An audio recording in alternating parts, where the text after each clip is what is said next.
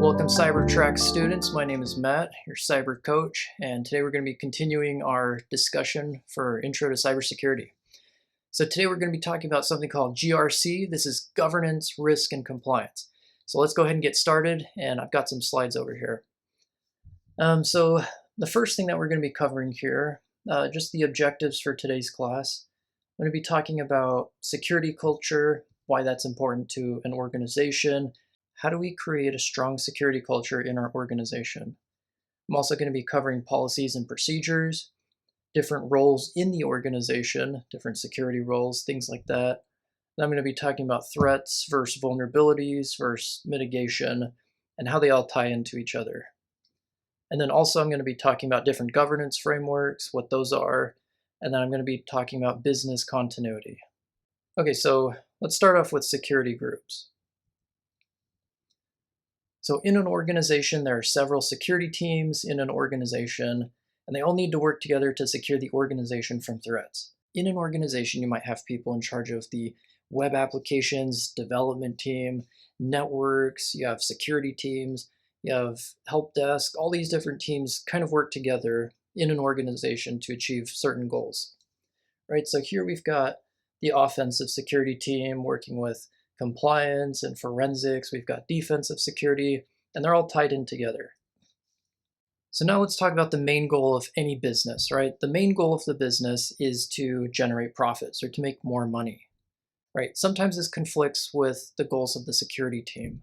The security team's main goal is to secure different assets and data that they're protecting. As I was talking about, sometimes these two goals conflict with each other. So you've got the business goals and then you've got the security goals. A lot of the times a compromise is needed. Let's give an example here. The company wants to implement a new website and it's going to generate $2 million per year. The security team has said, this website is super insecure and we should not deploy it. Maybe the company has decided we have to deploy this web application. The security team has said this is going to introduce too many vulnerabilities onto our network. So maybe a compromise is we can deploy it, but we're also going to implement some extra protections like firewalls. And remember, the goal for business is not 100% security. A lot of the times as security professionals, we get very caught up in our jobs. We're very passionate about security. We think everything should be 100% secure. That's not the case when it comes to the business. So the business, they're always trying to make money, as we talked about, right? So the business is definitely focused more on limiting spending and increasing profits. A lot of the times for a business, the security team is actually a cost to the business, but it's also an important investment to prevent future breaches and to prevent different things from happening. If you look on the news, huge companies are being breached all the time. If you think to a little while ago, we've got the Target breach, the Marriott breach, lots of these huge companies have been breached and it tarnishes brand reputation. So not a good thing for businesses there. Okay, so the next thing I want to talk about here, let's jump into governance, risk, and compliance. So what is governance? So governance is ensuring the organizational activities are aligned in a way that supports the organization's business goal. So essentially we're making rules, what is right, what is wrong for the organization. So these might be policies, admin rules, different things. When you're onboarded to a company, you're going to be told this is the way we do things. And then risk. Risk is making sure that any risk associated with the organizational activities is identified and addressed in a way that supports the organization's business goal. So with risk, we're trying to see what different trade-offs are. How much is this going to cost? What's the chance of this event happening? What's the fallout of a certain security breach happening? We take all these and we run some fancy math equations. We're able to do a risk analysis on this information. And then that brings us to compliance. So making sure that organizational activities are operated in a way that meets the laws and regulations impacting those systems. So compliance is actually something that is mandated generally by a third party, not internal to the company. Things that the company comes up with, these are internal rules that they create. So maybe the company says, you are required to have a 12-character password, right? That's an internal rule. Compliance, on the other hand, are things like healthcare records, so that would fall under something called HIPAA compliance, We're going to talk about compliance in depth a lot more later, but for now, this is all you need to know about compliance. Okay, so security culture. What is security culture, right? This is how everyone feels overall about the security of the company. So how important is security to the company? So security within the organization starts when each individual employee starts to value security. How do you achieve this goal? It's kind of a lot, right? You can't make sure everyone feels the same about security. You can increase that, but remember, 100% security is never the goal. So essentially, security culture is how people feel about security. Are they passionate about it? Do they feel like it's important for their job? Do they value security over other things, like getting something done quick, or would they rather, be more secure in how they execute that task? One example might be just letting everyone come in the front door, right? Maybe there's a company policy where you have to take your card reader and you have to badge in each time. If everyone's just holding the door open, the security culture there might be a little bit lax there. So if everyone feels very strongly about security culture, you'd hope that every single employee would require the person behind them to badge their card reader, even if the door is open. That's a small example. We can actually increase security culture by training our employees. So this is a very key part of security culture. How do employees know what is right, what is wrong, how they should feel about security if we're not training them on how to be more secure? So let's actually do a training scenario here. So the current situation, several employees are receiving emails into the organization and they're clicking on these links and they're downloading malware. So all of these computers are getting infected with malware and it's affecting the overall security of the company. So let's think about this for a second. How can we fix this problem? So we need to take a step back and we need to train our employees. We can't just expect them to know this. So it starts with training. So we need to set goals. What do we want to achieve? Maybe a 5% click-through rate, which means 1 out of 20 people or 1 out of 20 employees would potentially click on one of these links. We'll have other protections in place too. Our goal is to reduce the amount to about 5%. It's nearly impossible to get 100% security. So we're going to set a reasonable goal for the organization and then we're going to build off of that. The next part is to create a plan about how we're going to do this. This is where the training comes in. We're going to create the training. Maybe we hire a third-party company to do that. Maybe it's an internally created one. And then we have the videos or we do in-person trainings. And maybe we deliver these every quarter, right? That way, if it's a larger organization, it gives us a chance to ramp up and then deliver the training in a reasonable way. And then as people are hired, we can require them to do the security training as they're hired. Next part's going to be executing the plan.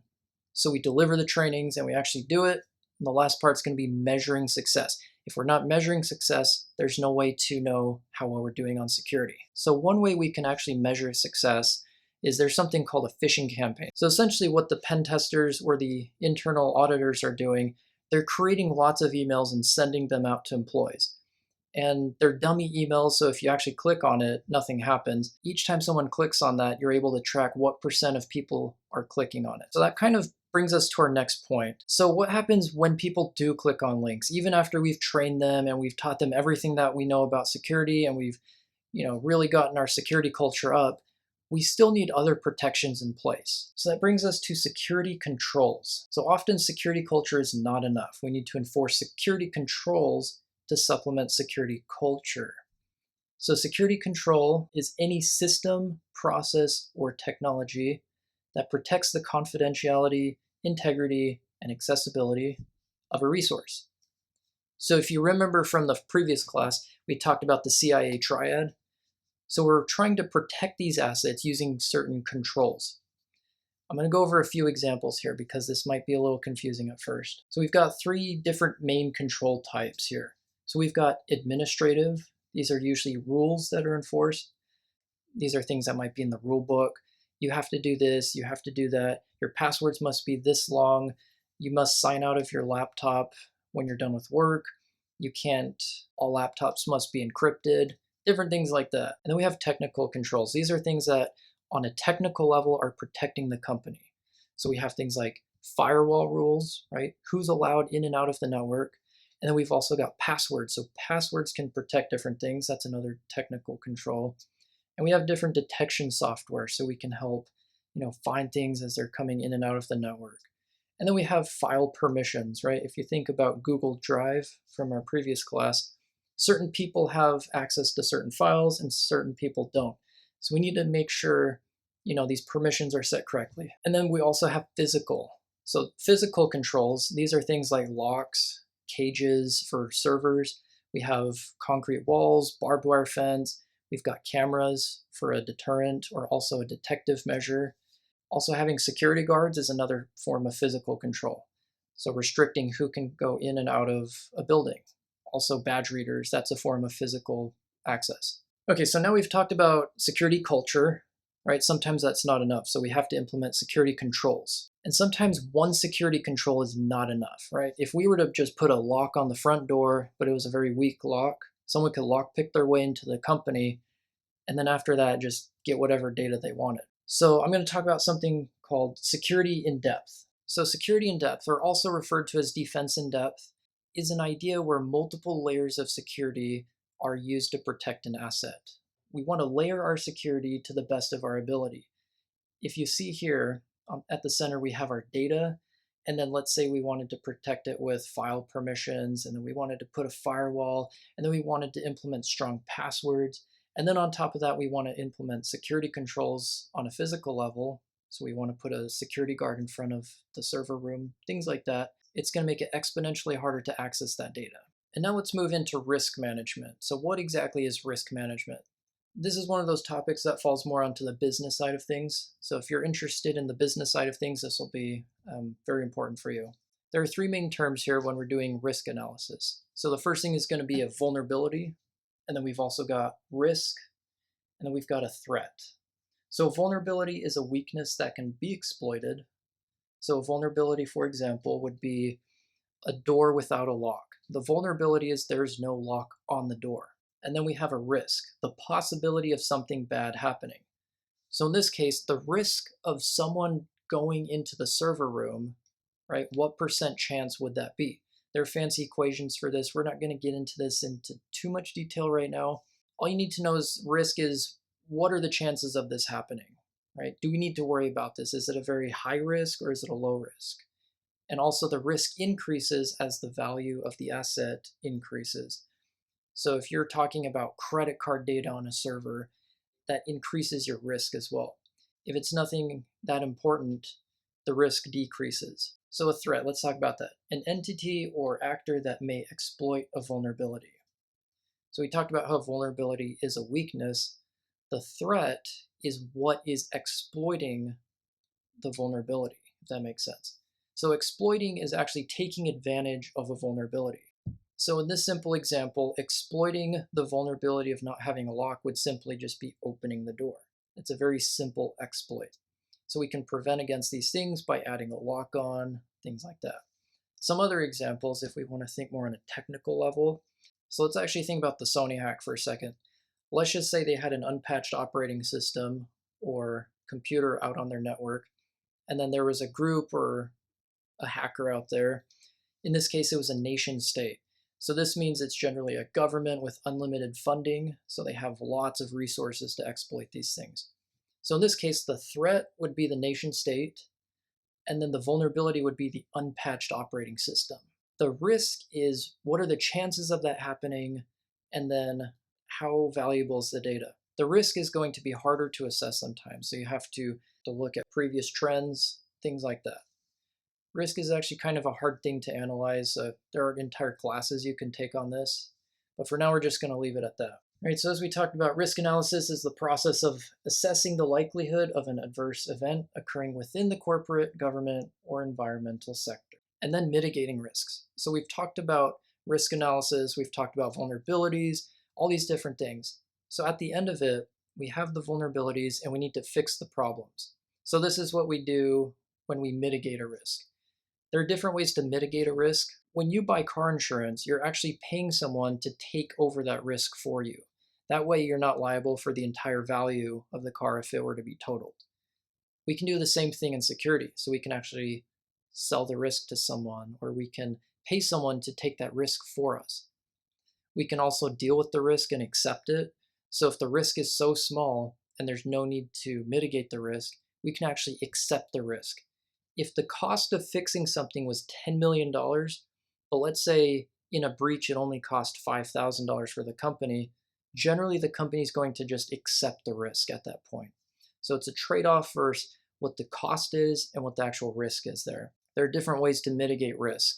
Okay, now let's talk about governance and compliance. So governance describes the overall management approach through which senior executives direct and control the entire organization. So as we talk about what is right and what is wrong in an organization. And then compliance is conforming with stated requirements. Okay, so with governance, right, these are just things like the rule book. These are administrative things. So compliance is generally enforced by a third party, usually the government, or it's going to be a group in charge of something. So we have the GDPR, which is the General Data Protection Regulation. A lot of you might see those accept cookies things on all the websites. That actually came up from this GDPR. So in Europe, there are very strict laws on how your data is handled. If your data is being used for something, you have to be made aware of it. This is so the companies can be GDPR compliant. That brings us to the next example. So we have the Health Insurance Portability and Accountability Act. So healthcare records and how they're handled. So if Dr. A is sending records to Dr. B in a different state, how is that handled? How long are different records stored for? Things like that. And then we have PCI. This is probably one of the most important ones. So the Payment Card Industry Data Security Standard, generally referred to as PCI, this requires that companies handling credit card transactions do it securely. So what does that mean by handling credit card information securely? So the main pieces of information that credit card companies are interested in you securing are the credit card number, the expiration date, and that code on the back, and any billing information. So anytime a company accepts payment on their website, they need to be PCI compliant. And a lot of companies don't want to be PCI compliant because there are a lot of rules behind it. So what they do is they actually use a third-party software like Stripe, or they use PayPal, or they use different things so they don't have to accept the payments. They're accepting the payments through a third-party processor. So they're offloading the risk to someone essentially. So they're paying for a service so they don't have to be PCI compliant themselves. Okay, so now let's talk about business continuity. So business continuity is just making sure the flow of the business continues even during disasters, right? During and after a disaster. And then disaster recovery focuses on recovery after a disaster. So let's say a server has gone down temporarily. How do we continue business operations even though that server has gone down? So let's say our favorite online retailer, they have a server that goes down. Does that mean the entire website goes down? They might have other things like backup servers or load balancers. We'll talk about those later. Essentially what it is if one server goes down, the traffic can actually be offloaded to another server. So it can balance that out. So just because one server goes down doesn't mean people can't shop at the online retailer. So this is business continuity. We're continuing operations even in the event of a disaster. So disaster recovery, this is also important for businesses because a lot of the times things get deleted, misplaced, whether on an accident or on purpose. Hackers or internal actors, employees. So actually employees are the biggest threat to a company because they have the most access to things. Also, some employees can be paid by different people in different countries or different nation states. And so insider threats are a big thing. So because of these things, we need to have disaster recovery practices in place. So in the event of a disaster, how do we recover from this? So let's say there was a hurricane or something and it just blew out the entire data center. There are different ways that we can recover from this. So we have things like cold sites, warm sites, and hot sites. So a cold site is actually something where there's a facility and you can move all your equipment there when you need it. A warm site, generally, it's a facility with equipment, but it's not operational yet. It might take a week or two to get up and running. A cold site's generally going to take, several weeks to get up and running because you have to install things, you have to buy hardware, and you have to move it there. Then you have to start staffing people. So a hot site is actually the most expensive of these three. Hot site has the facility, it has the equipment, the software's running, live backups are happening, and generally transitioning from the previous state of things to a hot site, this can take minutes to hours generally. This is going to be really quick. Anytime your data needs to be super accessible, you're going to be using a hot site. These are very expensive, so generally governments, universities, people with lots of money are going to be using hot sites. These are generally going to be large organizations that can't afford to have their data not accessible. Let me just recap what we covered today. So we talked about security culture, different policies, security roles in the organization. We also talked about threats, vulnerabilities, mitigation, governance frameworks, and business continuity. So thanks for joining me, everyone. Hit that subscribe button so you can get the latest and greatest content. I'm going to be adding stuff all the time. My hope is that soon I'm going to have the entire course built out. It really helps the channel out here. So like that video, and I will see you next time. Thanks.